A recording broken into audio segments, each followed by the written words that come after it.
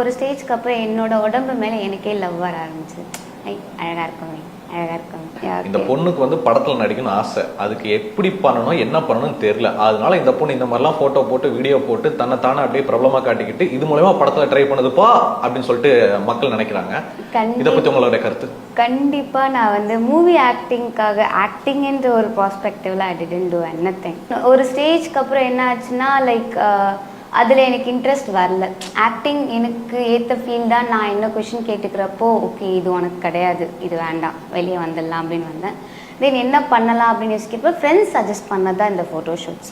So அப்படி suggest பண்ண ஆரம்பித்ததில் எனக்கு எப்படின்னா கேம் ஃபேஸ் வேறு மாதிரி இருக்கும், ரியல் ஃபேஸ் வேறு மாதிரி இருக்கும். என்னோடய பாடியிலேருந்து எல்லாமே கேம் ஃபேவராக இருக்கும்.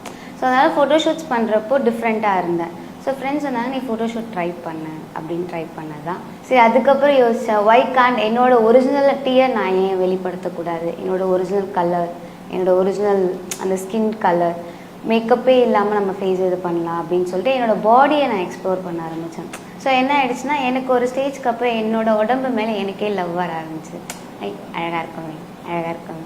ஸோ அந்த லவ் நான் என்ன பண்ணேன்னா okay why can't I expose பண்ணக்கூடாது அப்படின்னு ஆரம்பித்தது. So the journey continues.